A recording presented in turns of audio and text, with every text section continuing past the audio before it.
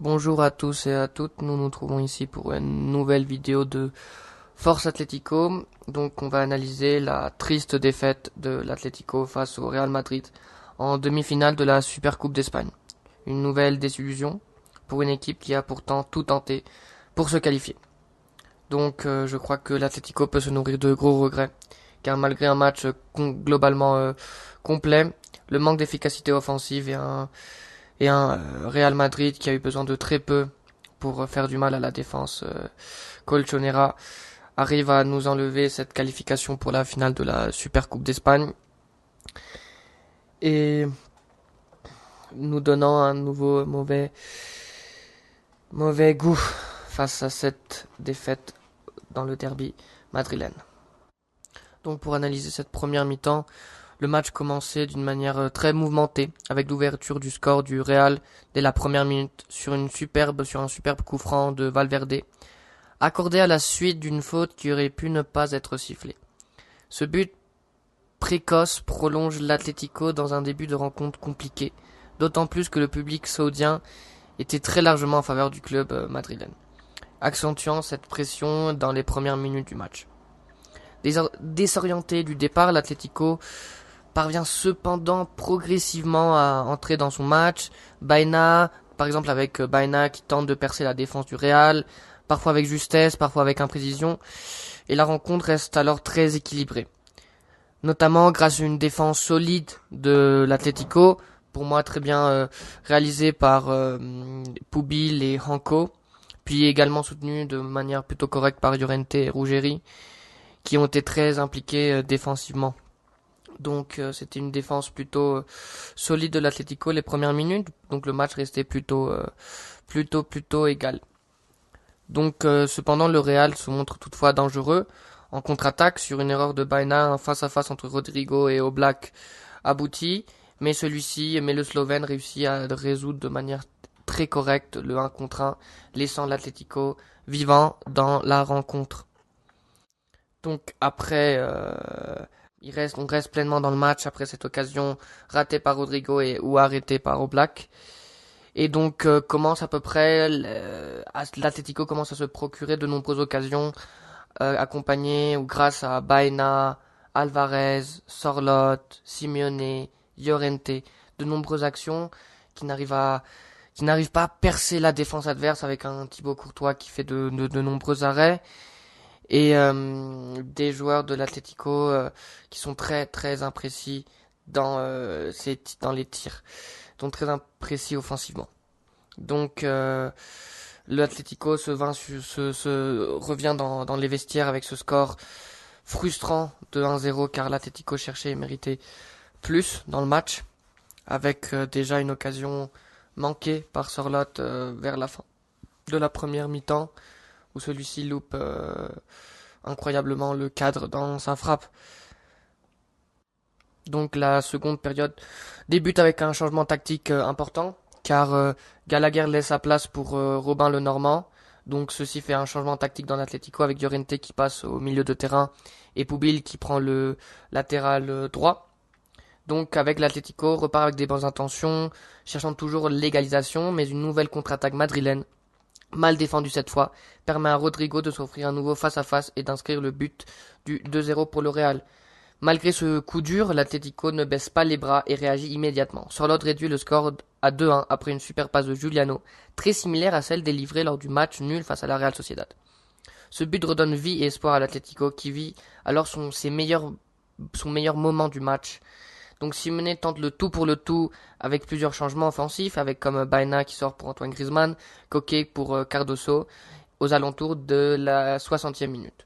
Donc l'Atlético multiplie les occasions, mais Thibaut Courtois se montre impérial, ou bien les frappes frôlent le poteau du but madrilène. Une nouvelle contre-attaque du Real Madrid est encore stoppée par un immense Jan Oblak environ vers la 80e ou 75e minute. Dans les dernières minutes, Simeone insiste avec de nouveaux ajustements, avec Thiago Almada, auteur d'un très bon match. Très bon match, il a essayé de révolutionner l'offensive colchonera qui remplaçait Sorloth. Puis Molina entre à la place de Ruggeri à la 80e minute, essayant de trouver cette égalisation à tout prix. L'Atlético pousse désespérément, tente, frappe, centre, récupère, agit, essaye, mais rien ne passe, donc rien n'aboutit, donc le match s'achève finalement sur une victoire du Real Madrid, avec une victoire et une défaite surtout avec un goût très amer et largement discutable au vu du scénario dans le match où le Real Madrid n'a pas fait n'a pas mérité, je suppose, n'a pas mérité selon moi cette victoire et l'Atlético a cherché plus et a osé plus, mais malheureusement le ballon ne voulait pas entrer dans la cage adverse. Donc pour analyser la performance des 11 joueurs de l'Atlético, je vais commencer par Jan Oblak. Je crois qu'encore c'est un match plutôt solide du Slovène. Quelques-uns peuvent dire qu'il a été plutôt pas fiable dans le premier but de Valverde, mais après je crois que c'est une frappe imparable, c'est un coup franc très très bien exécuté, même si la faute avant ce coup franc est très discutable. Je crois que s'il n'y avait pas vraiment de faute sur le Real Madrid dans cette action. Mais du coup, je crois qu'après le Slovène a été solide. Il a fait un arrêt d'un contre un contre Rodrigo dans la première mi-temps. Après, dans la deuxième mi-temps, c'est vrai il reste un peu solo. Il n'arrive pas à faire cet autre arrêt à Rodrigo. Mais bon, c'est quelque chose, c'est un contre un, c'est difficile quand même pour le gardien. Puis après, c'est vrai, vers la fin du match, il fait un autre arrêt à Rodrigo qui laissait en vie l'espoir de l'Atlético d'égaliser le match. Ensuite, je vais passer par la performance de Marcos Llorente. Je crois que c'est vraiment une bonne performance de Llorente. Il a été plutôt solide défensivement. C'est vrai qu'il a eu une petite erreur au début du match où il a laissé une passe à Jan Oblak un peu trop court que Vinicius a failli intercepter. Mais je crois que c'est un match plutôt solide. Après, quand il a été échangé au milieu du terrain, c'est lui qui a eu des occasions, qui a essayé aussi de chercher à peu près à bousculer la défense du madrilène. Puis après, il a eu aussi cette occasion qui frôle le poteau de Thibaut Courtois, qui aurait signifié le 2-2. Mais bon, après, je crois que c'est un match plutôt correct de Llorente, même si ça n'a pas suffi pour remporter le match. Ensuite, on a une performance pour moi excellente de Marc Bobil. Franchement, très très belle performance du jeune espagnol, qui pour moi a déjà à peu près garanti son poste de titulaire, car il a franchement mérité. Il a joué tout le match. En première mi-temps comme défenseur centraux, puis après dans la deuxième comme latéral droit, puis après à la fin revenant comme défenseur centraux. Pour moi c'est un joueur de première mi-temps à peu près là, essayé de tout faire. Il faisait des passes en avant dangereuses, il trouvait toujours ses compagnons, il a fait pas beaucoup d'erreurs, je me rappelle. Après il a eu quelques pertes, mais après je crois que c'était une performance plutôt solide. Il a été solide défensivement, trouvant ses compagnons, donc c'est une performance vraiment solide de Poubil, mais malgré le résultat, et ça n'a pas pu servir pour obtenir la qualification. Après, c'est vrai que dans le deuxième but du Real, Poubil n'était plus défenseur central, mais Robin Lenormand qui a défendu l'action bizarrement pour moi encore une fois. Et on reviendra après avec Robin Lenormand. Ensuite, je vais analyser la performance de David Franco, qui a joué à peu près comme Poubil, à peu près tout le match comme défenseur central, puis comme latéral gauche. Je crois que c'est une performance aussi solide de Hanko. Les défenseurs ont été aujourd'hui vraiment... Ils ont bien défendu, mais après ça n'a pas suffi. Il a été à peu près très bon défensivement, et offensivement dans les dernières actions il a été là, il a essayé. Mais malheureusement ça n'a pas servi. Après c'est vrai que dans la deuxième mi-temps il a eu quelques passes qu'il aurait pu faire à ses compagnons, mais qu'il n'a pas fait. Puis... Mais après c'est globalement un match plutôt solide. Ensuite, je vais analyser la performance de Ruggeri. Je crois qu'il a été plutôt correct. Il a arrêté une ou deux fois Rodrigo. Mais après, bon, on connaît, c'est un joueur qui n'ose pas vraiment aller de l'avant, qui n'ose pas attaquer la zone adverse, qu'il est plutôt à l'aise en revenant en arrière avec avec les retraits défensifs, mais qui n'attaque pas beaucoup. Et je crois que ça n'a pas beaucoup aidé l'Atlético dans la première mi-temps ni au début de la deuxième. Après, c'est une performance plutôt normale, même si je crois qu'on peut exiger à Ruggeri plus d'implication offensive que l'Atlético avait plutôt besoin dans ce match. Ensuite, analyser la performance de Alex Baena. Je crois que c'est une performance plutôt intermittente, car pour moi dans la première mi-temps il a fait des bonnes choses, mais après des mauvaises choses. Il a fait des retraits défensifs, comme on le connaît Baena, il essaie toujours de faire ses bons retraits défensifs, mais après il a eu une ou deux erreurs qui ont causé des contre-attaques très sérieuses pour le Real, mais heureusement, il n'y a rien qui est arrivé grâce à un grand Jan Oblak, mais après, c'est un joueur qui essayait de trouver ses compagnons, d'emmener l'équipe vers l'avant, mais après, pour moi, c'était pas vraiment une incroyable performance de Baena comme j'ai lu sur les réseaux sociaux. Pour moi, Baena était, je comprends plutôt son changement, car il a été, déjà, ça se voyait un peu fatigué, et pour moi, il était imprécis, des fois, imprécis, surtout imprécis. C'est ça le mot. Mais bon, après, je crois que c'est une performance plutôt normale de Baena, même si on peut exiger plus, même si lui, il a eu deux tirs importants face à Thibaut Courtois, que le Belge arrive à arrêter de manière très sûre. Mais après, sinon, je crois que c'est une performance plutôt normale de Baena. Ensuite, celle de Coquet, performance plutôt normale de Coquet aussi. Il n'a pas eu beaucoup de problèmes défensifs. Il a essayé d'être toujours de mettre la pression haute, de sortir vite fait, mais après, c'est vrai que ça n'a pas tellement marché. Il a eu quelques pertes au début de la première mi-temps, mais après, il était plutôt fatigué, c'est pour ça que ça se comprend le changement pour Johnny Cardoso. Mais après, je crois que c'est une performance normale de Coquet. Pour moi, comme je dis déjà, pour moi, c'est pas un mauvais match de l'Atlético comme celui face à la Real Sociedad, mais c'est quand même un match qui est insuffisant pour garantir la qualification en finale de Super Coupe d'Espagne. Donc pour une performance plutôt normale pour Coquet. Après Gallagher, je crois que c'est Gallagher, un footballeur qui commence à générer beaucoup de doutes dans les supporters colchoneros. Un joueur qu'on connaît, qui a de l'agressivité, l'intensité défensive, qui court chaque ballon. Mais après, c'est vrai, il a quelques erreurs avec technique et qui sont préoccupants. Après, je crois que c'est un mauvais match, un match plutôt normal de Gallagher. Même après, c'est vrai, il a une super passe à Sørloth que le Norvège, je ne sais pas comment il rate l'occasion. Mais après, Gallagher a essayé de faire des bonnes choses. Mais après, je comprends son changement dans la deuxième mi-temps. Donc un match plutôt préoccupant de Gallagher, mais il a essayé de faire des bonnes choses au moins. Ensuite, Giuliano Simeone, je crois que c'est un match où celui-ci fait une action plutôt similaire à celle à la Real Sociedad, contre la Real Sociedad, mais après, je crois que c'est une action isolée. Il a fait plutôt, on connaît Giuliano, un joueur qui fait des retraits défensifs constamment, qui donne aucun ballon perdu. Mais c'est un joueur qu'aujourd'hui, je l'ai vu techniquement, il a raté quelques occasions, il a raté quelques contre-attaques. J'ai vu un joueur qui essaie tout le temps. C'est pour ça que je comprends que le Cholo ne veuille pas le sortir du match. Mais après, je crois que c'est vrai, il doit s'améliorer beaucoup techniquement, car c'est vrai qu'il y a beaucoup de contrôle, de passes qu'il a raté. Je crois que ça aurait été impératif de bien les résoudre. Après, sinon, c'est vrai, il fait la passe décisive. Et bon, il a toujours cette intensité qu'on le connaît. Mais après, je crois que c'est un match plutôt satisfaisant, même si ça a été insuffisant pour gagner le match, même si je crois qu'on peut lui demander beaucoup plus. Ensuite, j'ai analysé la performance de Julian Alvarez. Je crois que c'est une performance.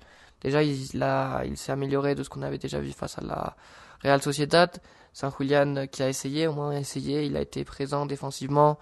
Je me rappelle un retrait défensif qui fait comme à la 70e minute face à Rodrigo pour récupérer le ballon et aller en contre-attaque. Ça montre le joueur d'Alvarez, un joueur là qui ne se trouve pas dans sa meilleure forme. Déjà, l'Atlético, ça fait quelques mois déjà qu'Alvarez n'est pas dans un bon niveau, mais au moins aujourd'hui il a essayé d'avoir l'énergie, au moins c'est ce qu'on demande. Mais après c'est vrai qu'il a été pas le joueur qu'on connaît avec le ballon, avec les frappes. C'est vrai qu'il a raté quelques-unes, surtout par exemple je me rappelle c'est la dernière minute qui aurait signifié l'égalisation, celui-ci est tout seul et de voler il rate le 4. Je comprends qu'il était fatigué, mais je crois qu'un joueur de sa catégorie ne devrait pas rater ses occasions. Bon, un match plutôt au moins il s'améliore un peu de ce qu'on avait déjà vu face à la Real Sociedad qui était absolument néfaste, mais du coup j'espère récupérer ce bon Julian Alvarez qu'on ne voit pas il y a déjà plusieurs mois. Ensuite j'ai analysé la performance d'Alexander Sørloth. Ma réflexion sur Sørloth, je ne sais pas quoi penser de ce joueur, car c'est un joueur, aujourd'hui je crois que c'est un match plutôt correct, mais après je crois qu'un joueur de sa taille, 1,98, fort, il ne peut pas rater tellement de ballons de la tête. Là, l'occasion qu'il rate avec Gallagher, c'est préoccupant sur l'autre. Après, c'est vrai qu'il se rattrape son erreur, il marque un but, mais après, il a eu beaucoup d'occasions avec la tête qui n'a pas su profiter. Après, je crois que c'est un match plutôt correct de Sørloth, mais je crois qu'il peut donner beaucoup plus, et on a besoin d'un attaquant qui donne beaucoup plus de sûreté offensive à l'Atlético, car sinon, les trophées, ça va être très compliqué que ça arrive. Donc, c'est une performance plutôt intermittente de Sørloth qui rappelle un peu Alvaro Morata. Donc maintenant je vais analyser les changements. Donc à la 46e minute c'est Romain Lenormand qui est entré pour Conor Gallagher. Donc je crois que sa performance est Et comme à peu près Romain Lenormand cette semaine, ces derniers mois, un joueur défensivement, ça ne garantit pas du tout une défense sûre. Le Normand, je le sens trop faible dans les replis défensifs et défensivement, c'est préoccupant ses prestations. Mais bon, au moins il a essayé. Je crois qu'il s'est amélioré au fur et à mesure du match, mais c'est encore, je crois, qu'un défenseur qui préoccupe les fans aussi, car ses performances sont du moins préoccupantes et ça laisse quelques doutes. Ensuite, il y a Johnny qui est entré pour Coquet. Donc je crois que c'est une prestation normale. Après, il n'a pas pu faire beaucoup. Il a essayé de faire des différentes choses, des passes, des récupérations. Je crois pas que c'est un mauvais match. Je crois que je comprends le changement car il devait mettre quelqu'un de plus frais dans le milieu de terrain. Mais après, je crois que Johnny Cardoso aurait dû commencer pour Gallagher. Car Gallagher, il ne fait pas des bons matchs ces derniers temps. Mais tu crois que c'est plutôt une prestation normale de Cardoso à peu près. Il a fait ce qu'il a pu. Il a eu une reprise de la tête qui malheureusement n'arrive pas à aller à la cage du Real. Mais je crois que c'est une performance plutôt normale. Après, Antoine Griezmann entré aussi pour Baena. Je crois que Antoine aussi n'a pas fait un bon match. Il a eu une erreur qui aurait pu causer une contre-attaque du Real Madrid. Malheureusement, il n'y a rien qui se passe. Ensuite, je crois qu'il a eu au moins, c'est vrai il a essayé au moins quelques petites occasions, mais après je l'ai vu inactif. Je l'ai pas vu avec l'envie, avec l'énergie, parce qu'il est entré vers la 60e minute, il devait avoir plus d'énergie que les autres, mais je l'ai pas vraiment vu ça. Mais du coup, je crois que c'est un match plutôt préoccupant. Antoine, on connaît, il a déjà l'âge et je sais qu'il a la qualité pour faire beaucoup mieux, mais malheureusement, vers la 75e minute du match ou 80e, il y a un ballon en retrait de Llorente qui aurait peut-être signifié l'égalisation parce qu'il était tout seul, mais après, Tchouaméni arrive pas mal à dégager le ballon. Il n'a pas vraiment pu participer beaucoup dans le match. C'est un match plutôt disparu d'Antoine, mais bon, on peut s'attendre beaucoup plus du français. Ensuite, il y a Thiago Almada, que je vais pas mal parler sur ce joueur-là. Il est vraiment très bien dans le match. Il a fait, à peine il est entré, tous les ballons, tout le jeu passé par lui. C'est lui qui a essayé d'aller de l'avant, de mener l'offensive de l'Atlético quand il était plutôt dispersé, il savait pas vraiment quoi faire. C'est lui qui a emmené du danger, tac. Même si ça n'a pas pu vraiment causer tellement, ça a vu un joueur qui voulait gagner le match. C'est ce que j'aime le plus. Un joueur plutôt, voilà, ça se voyait qu'il avait de l'énergie. C'est lui, il a fait vraiment un très bon match, très solide. C'est lui qui menait tous les attaques. Après, on l'a pas tellement cherché comme j'aurais voulu. C'est vrai que des fois, il était tout seul et ses compagnons ne lui ont pas fait la passe. Dans d'autres cas. Mais après, je crois que sinon, c'est une prestation plutôt bonne pour Almada qui avait des derniers matchs plutôt préoccupants. Mais aujourd'hui, il a fait vraiment un bon match, Thiago Almada. Donc ensuite, il y a Nahuel Molina. Je peux pas vraiment dire rien sur lui. Il a pas vraiment touché de ballon. Il a pas vraiment fait des erreurs. On connaît Molina, c'est un joueur que je crois que aucun fan de l'Atlético aime sa façon de jouer. Mais après, bon, et je crois que c'est un match correct. Aujourd'hui, il a rien fait. Mais bon, malheureusement, ce n'est pas suffisant. Tous ces essais de l'Atlético pour gagner le match. Malheureusement, le Real arrive à se qualifier. Un Atlético qui a vraiment un problème offensivement. Car c'est vrai, c'est pas la première fois que l'Atlético n'arrive pas ou a besoin de beaucoup d'occasions pour marquer un but. C'est vrai qu'il faut travailler plus. Mais après, les sensations ne sont pas mauvaises, même si c'est encore une fois une nouvelle déception. Donc maintenant, faut maintenir la tête haute, car on a une élimination Coupe du Roi qui nous attend face au Deportivo de La Coruña. Qu'il faut faut oublier tout ça et revenir et voilà s'assurer sa qualification dans les quarts de finale pour gagner ce mercredi prochain. Donc pour assurer la qualification et pour pouvoir lutter encore pour ce trophée de la Copa del Rey, que je crois que c'est un trophée que si on fait bien les choses, on peut peut-être rêver avec quelque chose d'important. Du coup, c'est tout pour aujourd'hui. J'espère que vous avez aimé la vidéo. On se retrouvera mercredi avec l'analyse du match de l'Atlético de Madrid face au Deportivo de La Coruña.